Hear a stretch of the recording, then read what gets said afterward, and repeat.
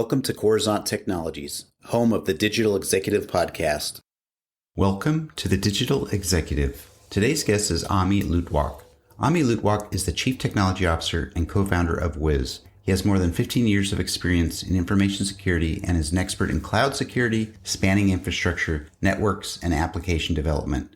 Previously, Ami was the CTO of Adallom, a leading cloud access security broker prior to its acquisition by Microsoft in July 2015. At Microsoft, he was the CTO of Microsoft's Cloud Security Group and led product innovation for Microsoft's Israeli's R&D group, overseeing acquisitions and incubation projects for leading products such as Azure Security Center, Azure Sentinel, and Azure Advanced Threat Protection. Luttwak served roles as R&D team leader and group architect in the Israeli Intelligence Corps and holds a Master's of Science and a Bachelor of Science in Computer Science from the Hebrew University. He has been featured as a cybersecurity expert in Forbes and ranked number 24 on Globe, Israel's People of the Year list in 2016.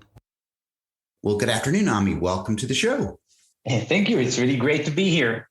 Absolutely. Thank you so much, Ami. I really appreciate it. I know that our time zones are about 7 hours apart, you being in the great country of Israel. So again, appreciate your time today. And we're going to jump right into these questions when we want to talk about your story. So Ami, you've got quite the career in technology as an entrepreneur, architect, chief technology officer, and now you're the co-founder and CTO of Wiz. Could you share with our audience the secret to your career growth and what inspires you? I'm a CTO. Basically, in the last 10 years, I was the CTO of my first startup, Adallom, then the CTO in the Microsoft Cloud Security Group, and now CTO of Wiz. And for me, I think there's two main aspects. First of all, I love being in a startup and founding a startup, because the key in startup is actually not me. It's not about Ami or my role. It's about the team and the goal. And that's what I love so much about a startup. There is an amazing team, and I'm working with the same founding team I know them for 20 years now. So the team and the goal, we're all working. There's no politics in a startup because we're all working towards the same goal, which is to change the world. And I think for me, in terms of a CTO, I feel my basic role is to basically find a basic problem that no one is solving today and solve that problem. I always feel it's like, you go to a concert and there's so many people there and you feel, oh, I have no way to go into the crowd and find a place. You look at the crowd and say, oh, from the outside, and you think, oh, everything is taken. There's no more open places. But then you start going through the crowd and then you just find an open spot that you wouldn't see from the outside. And this is exactly the art of a startup and what I love to do. Look at the world, look at cybersecurity, look at cloud security, and everyone would think, oh, everything is already taken. Everyone are already doing everything that's needed. What I look at is, no, I'm looking at the holes. I'm looking at the problems that no one is actually solving, the basic problems. These are, for me, the gaps. And this is what's exciting. Once you start building them, people see the solution, they say, wow, you're right. That was really my problem and no one was solving it. This feeling is what I love so much. That's amazing. And you're absolutely right. You've got the right attitude. I can hear it in your voice. You're inspired. You're passionate about what you're doing to help the world. And you're bringing your team with you, which is amazing. So thank you for sharing, Ami. So, Ami, let's talk a little bit more about this thing called COVID, right? So could you tell us why starting completely remote because of COVID was ultimately a positive for your startup because of the record-breaking speed it enabled? And what did you really learn from reaching a 1.7 billion valuation just after 1 year? So you're right. I mean, COVID was obviously a year, I would say, year and a half with a lot of challenges. But you're right that for us, for Wiz, I remember I was at the RSA conference last year. That was just when COVID really broke out in the US. And that was exactly when we started Wiz. And there's a few factors about COVID that helped us as an enterprise security startup to succeed. And first of all, cloud, when COVID actually accelerated cloud, and we do cloud security. So it gave us amazing a push to the market that we are playing at to become maybe one of the most important problems for customers to solve. But more than that, as a startup, think about it, we are able to leverage the best talent in the world, right? We never met the entire team. Even until today, the company has never met. Just recently, I met some of the VPs, right? The ability to recruit remotely the best talent is unlocks so much talent for a startup like us that was never available before that. A truly remote company, just imagine the founders and the VPs have never met. Now, it also unlocks, and this is critical for an enterprise startup, it thus allows us to reach to amazing sales, and that also helped us reach the valuation that is unprecedented. Enterprise sales, full enterprise sales cycles without meeting the customer. And I'm talking about the largest customers, financial customers, like Home Depot, like Mass Mutual, customers that would have taken years to do a sales cycle, and you would have had to be there on site so many times, right? But COVID changed that. And now people see that they can actually do a sales cycle without the need to actually be on premise. And this is a great value for startups that don't have the sales force across the world, right? And this allowed us to reach the amazing numbers in sales, because if you have an amazing product and there is a need, usually there was a barrier of the sales force that only the large companies had. Now this barrier does not exist anymore. And the third component is funding. We were able to get funding from investors that actually never met us. And I'm talking about hundreds of millions of dollars from investors that met us only over Zoom.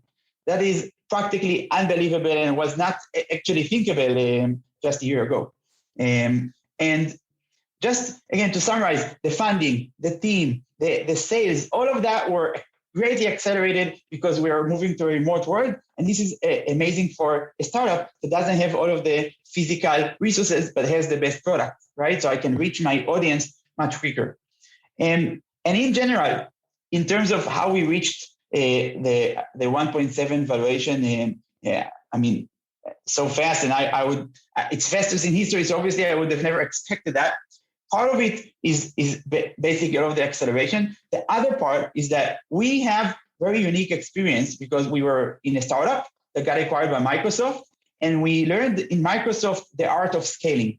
So when we started this startup, from day one, we had actually two goals: solving an amazing problem, which is a startup problem, but also building it from day one in a scalable fashion, like the Microsoft approach. So our team now has two superpowers. Everything that we do is scalable from day one to huge customers, but also geared towards solving new problems. And I think that's what allowed us, because in everything that we do not act like a startup.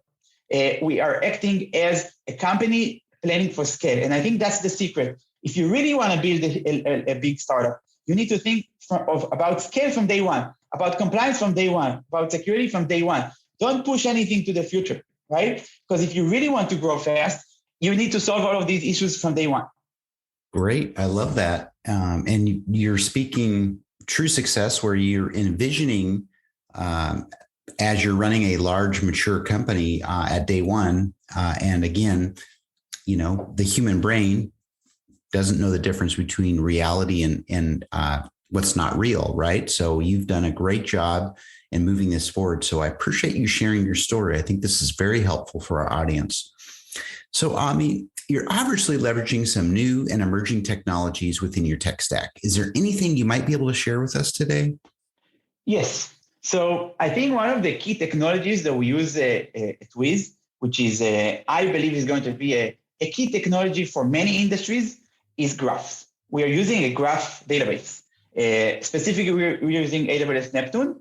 We are using a graph to represent the cloud environment. So we are representing all of the network structure and the identity structure and the virtual machines and the containers, all of them in a single graph, because this allows us for the first time, it wasn't available as a technology before that, for the first time to represent for a security team the entire structure of the cloud environment. Now, I believe the graph technology is going to change a lot of industries, not only for security, because think about it, our world is a graph. So I believe that BI is going to be graph-based. And I believe that many use cases that we have today for databases are actually better fitted for graph databases because it allows us, and again, I can see it in Wiz for security, it allows us to ask questions that are much more natural, and we are able to represent the environment in a much better way than all of the security products until today, where that we're using basically tables and just list of logs. It changes everything. And I believe a graph technology can be used in so many other areas as well. And I foresee that this graph technology, we will be seeing it in many other areas, maybe even in HR, maybe in business intelligence, maybe in finance, because that's the world. The world is a graph. It's not tables. I love that. And you're right. We're at a point in, I would say, our lifetime where things have really transitioned from kind of that, gray world to more of a color world, more of a visualization. So thank you for sharing that. And last question, Ami, can you leave us with a takeaway on some trends and challenges in cloud security today? Yes. So when we look at cloud security, and as I said, I always look at the basic problems that no one solves and really are the problems that you really need to solve. So the key problem in cloud, and not only cloud security, is complexity. Cloud is so complex that I would say, I always say that I'm the CTO and I don't know about all of the technologies in our cloud stack. And I actually think that no one in the dev world knows about all of the technologies because, you have front end, you have back end, you have different parts of the team. No one really knows everything. You have so many databases. There's so many complexity in each cloud provider. There's identity in each cloud provider, and there's networking, and all of those are highly complex. The cloud complexity creates a situation where the security team don't have really the tools, if you think about it, to really sign and say, yes, this is secure. It's almost impossible today because the environment is so complex. It changes all of the time. Developers can push code every hour. There's hundreds of services. There's so many technologies. So today the problem is that even like the most simple questions, like if I ask a security team, do you have an exposed database, right? Because that's most breaches occur from exposed databases. This is actually an answer that with existing tools, it's really, really hard to answer because of cloud complexity. Why? Because maybe the database is a cloud database. Maybe the database is running on a VM. Maybe it's running on a container.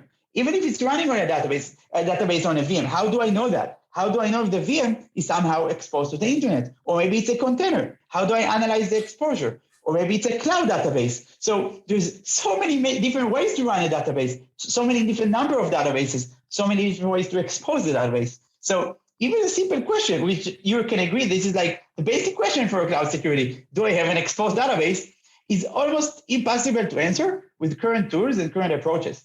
And by the way, that was the basic question that we wanted to solve at Wiz. Let's understand the cloud for you, understand all of the layers, all of the workloads, all of the networking and identity, and then answer using our graph simple questions, which are the most critical questions for security. I love that. Thank you for sharing. And I know that over time, the world that we live in around technology has really advanced and has become very complicated. And it's harder and harder to secure the way we manage these technologies. So I appreciate your insights on that and the products and services that you provide to help us keep us all secure. Thank you again. And Ami, it was a pleasure having you on today. And I look forward to speaking with you real soon. My pleasure. Thank you so much for inviting me. Bye for now.